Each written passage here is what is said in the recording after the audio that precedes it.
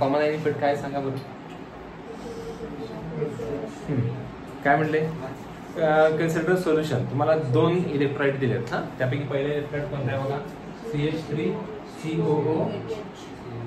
याला काय म्हणायचं रे, कोण आहे हा, वीक ऍसिड आहे. नाव काय वीक ऍसिडचं, CH3COOH. वीक ऍसिडचं नाव काय, ऍसिडिक ऍसिड. काय हे, ऍसिडिक ऍसिड. आणि CH3COONA त्याला म्हणायचं साल्ट. मग हा ऍसिडिक ऍसिड कसा आहे रे, वीक ऍसिड आहे. आणि हा कोण आहे, स्ट्रॉंग बेस नाही, हा स्ट्रॉंग इलेक्ट्रोलाइट आहे. हा इलेक्ट्रोलाइट म्हणजे हा सगळं 100चे 100% तुटणार. आता मी काय केलं बघा, हा एक बिकर घेतला, पाणी घेतलं, त्याच्यात मी काय टाकलं, वीक ऍसिड टाकलं.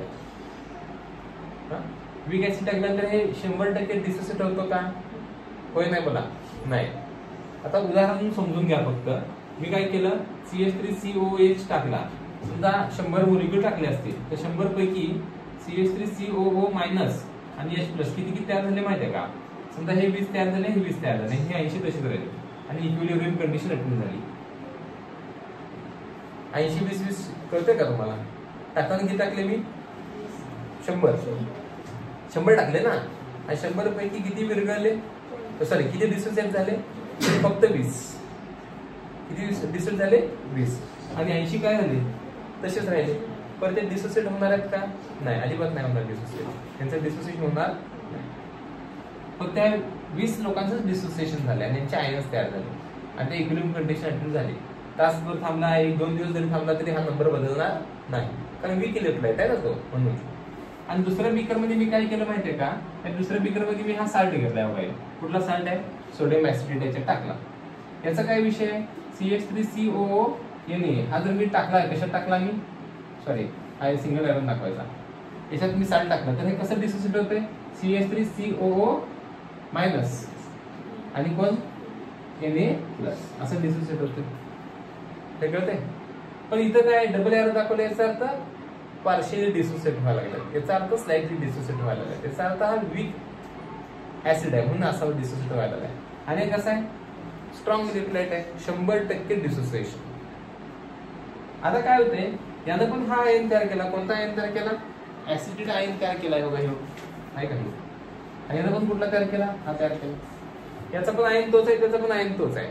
म्हणून इथं बघा कॉमन आहे का, कॉमन आणि आयन, कॉमन आयन. हा पण आणि तो पण सेम आहे ना, कॉमन आयन. आता कॉमन आयन मध्ये काय विषय आहे बघा. आता या दोघांना काय केलं, मी मिक्स केलं. मिक्स केल्यानंतर काय तयार होते, आवाज काय तयार झालं, सोल्युशन तयार झालं. आता ह्या सोल्युशन मध्ये विषय काय होतो की हा स्ट्रॉंग इलेक्ट्रोलाइट काय करतो माहितीये का, यांच्या डिसोसिएशनला सप्रेस करतो. लीचॅडलर प्रिन्सिपल तिथे अप्लाय होते. जर स्ट्रेस क्रिएट होत असेल तर सिस्टीम स्वतःमध्ये काहीतरी चेंजेस करून घेते. आणि काय चेंज करून घेते सिस्टीम, तर वीक इलेक्ट्रोलाइट स्वतःचे जे आयन्स आहेत त्यांचं आयन्स ना परत रियुनियन करतो आणि परत मोलिक्यूल तयार करून बसतो, COOH तयार करून बसतो.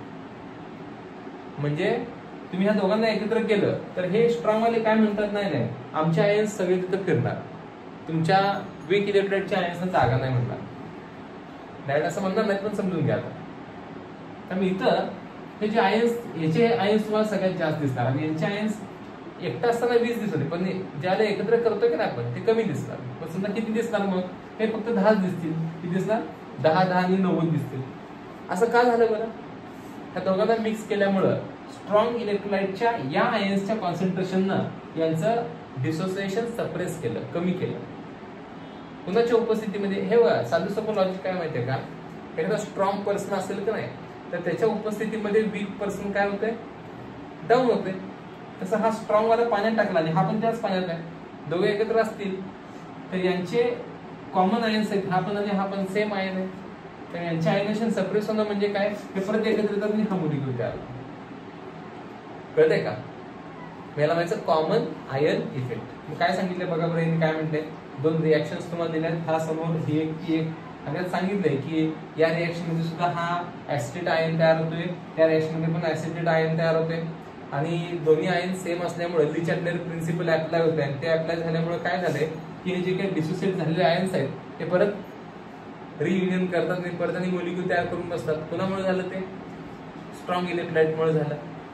आणि पुढे त्यांनी सांगितलंय की तो फॉर्म्युला कसा तयार होतो, मग ते आयन्स काय एकत्र आले तर त्या सोल्युशन मध्ये असणारे जे काही कॉमन आयन्स आहेत यांचं कॉन्सन्ट्रेशन कमी करण्यासाठी स्ट्रॉंग वाला म्हणतोय हा दादागिरी करतोय, नाही माझे आयन्स यात फिरले पाहिजेत, माझे आयन्स त्यात जास्त पाहिजेत, तुमचे आयन्स आहेत ते एकत्र येऊन आणि मॉलिक्यूल गपवून मॉलिक्यूल करून बसा, जास्त डिसोसिएट व्हायचं नाही म्हणून सांगतो. हे कळतंय का काय म्हटलं? होय का नाही? Yes no? हा. आणि याच्यामध्ये काय सांगितलंय बघा की कॉमन आयन मध्ये काय म्हटलंय की वीक इलेक्ट्रोलाइटचं जे काय आयनायझेशन आहे ते सप्रेस करतो. कोण सप्रेस करतो? स्ट्रॉंग इलेक्ट्रोलाइट सप्रेस करतो. Common ion effect.